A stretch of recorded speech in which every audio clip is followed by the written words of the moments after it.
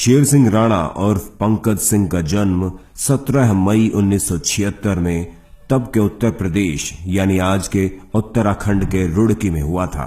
जब शेर सिंह राणा सिर्फ 4 साल के थे तब चंबल में डंका बजता था कुख्यात डकैत फूलन देवी का।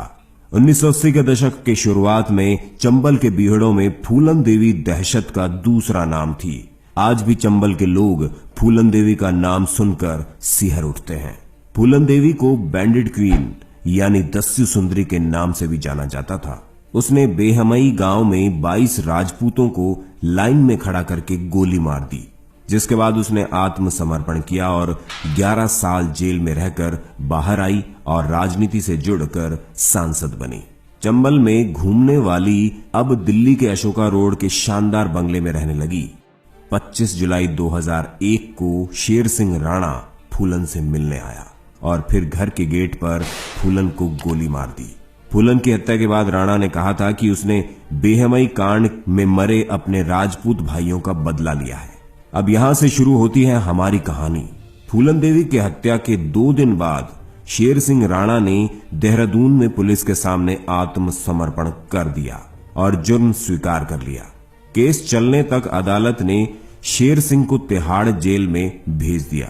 तिहाड़ जेल में करीब 2.5 साल रहने के दौरान राणा ने कहा था कि तिहाड़ की सलाखें उसे ज्यादा दिनों तक नहीं रोक पाएंगी, और हुआ भी ऐसा। समय ने करवट ली और लगभग 3 साल बाद 17 फरवरी 2004 को राणा फिल्मी अंदाज में तिहाड़ जेल से फरार हो गया। तिहाड़ जैसे अति सुरक्षित जेल से किसी कैदी का फरार हो जाना अपने आप में बड़ी बात थी, इसलिए राणा एकाएक फिर सुर्खियों में आ गया। उस दिन उत्तराखंड पुलिस की वर्दी में 3 अज्ञात लोग तिहाड़ जेल पहुंचे थे। उन्होंने तिहाड़ के अधिकारियों से कहा कि वो एक केस के सिलसिले में हरिद्वार की एक अदालत में पेशी के लिए शेर सिंह राणा को लेने आए हैं। वो अपने साथ हथकड़ी और अदालत में राणा की पेशी का ऑर्डर की कॉपी भी लेकर आए थे। तिहाड़ के अधिकारियों ने ऑर्डर की कॉपी देखी और फिर शेर सिंह राणा को बैरक से निकालकर उन फर्जी पुलिस वालों यानी कि शेर सिंह राणा के साथियों को सौंप दिया, जो राणा को वहां से लेकर चले गए। बाद में जब मामले का खुलासा हुआ तो पूरे तिहाड़ जेल के साथ ही पूरे देश में हड़कंप मच गया था। हालांकि 2 साल बाद 17 मई 2006 को राणा को कोलकाता में फिर से गिरफ्तार कर लिया गया, लेकिन ये कहानी है इन 2 सालों की जब वो जेल से फरार थे। जैसा कि हम सब जानते ही हैं कि भारत की धरती ने बहुत से वीर योद्धाओं को जन्म दिया है, और ऐसे ही एक धरती मां के वीर सपूत योद्धा थे पृथ्वीराज चौहान, जो कि हिंदुस्तान के आखिरी हिंदू सम्राट थे। कंधार विमान हाईजैक मामले में तत्कालीन विदेश मंत्री जसवंत सिंह अफगानिस्तान गए थे, तो उस समय उन्हें गजनी में पृथ्वीराज चौहान की समाधि होने की जानकारी खुद तालिबान सरकार के अधिकारियों ने दी थी। पृथ्वीराज चौहान की समाधि अफगानिस्तान में थी और मोहम्मद गौरी की कब्र के पास मौजूद थी। अफगानिस्तान में यह परंपरा है कि जो लोग मोहम्मद गौरी की कब्र देखने जाते हैं उन्हें पहले पृथ्वीराज चौहान की समाधि का अपमान जूतों से करना पड़ता है। जसवंत सिंह ने जब भारत आकर इस बात का खुलासा किया तो इस बयान को समूचे भारतीय मीडिया ने बढ़ चढ़कर देश की जनता के सामने रखा। फिर क्या नेता, क्या आम आदमी, सभी ने पृथ्वीराज चौहान की अस्थियां वापस लाने की वकालत तो की, पर प्रयास करने की जहमत शायद किसी ने नहीं उठाई। लेकिन जब शेर सिंह राणा को पता चला तो उन्होंने सम्राट पृथ्वीराज चौहान की समाधि के अवशेष सम्मान के साथ भारत वापस लाने का प्रण लिया।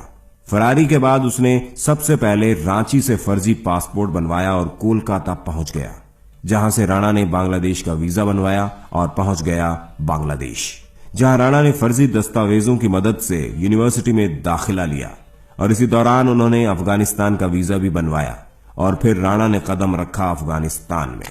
अफगानिस्तान में पहुंचकर राणा काबुल और कंधार से होते हुए गजनी पहुंचे, जहां मोहम्मद गौरी और पृथ्वीराज चौहान की समाधियां बनी थी। तालिबानों की उस जमीन पर हर कदम पर खतरा था।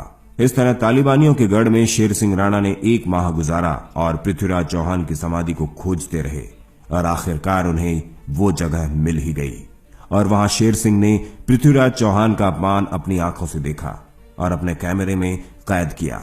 राणा ने बिना डरे जान हथेली पे लिए पृथ्वीराज चौहान की अस्थियों के अवशेष निकालने की पूरी प्लानिंग अच्छे से की। फिर आया वो दिन जब राणा ने अपने प्लानिंग के अनुसार पृथ्वीराज चौहान की समाधि की खुदाई की और अवशेषों को निकालकर सम्मान पूर्वक भारत ले आए। इस पूरे घटना को अंजाम देने में 3 माह का वक्त लगा।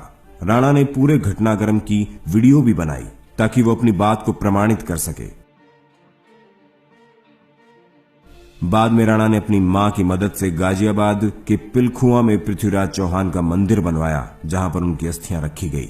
हालांकि आधिकारिक तौर पर इस बात की पुष्टि आज तक नहीं हो पाई, लेकिन जिसने भी राणा के साहस की यह कहानी सुनी वो गर्व से भर गया।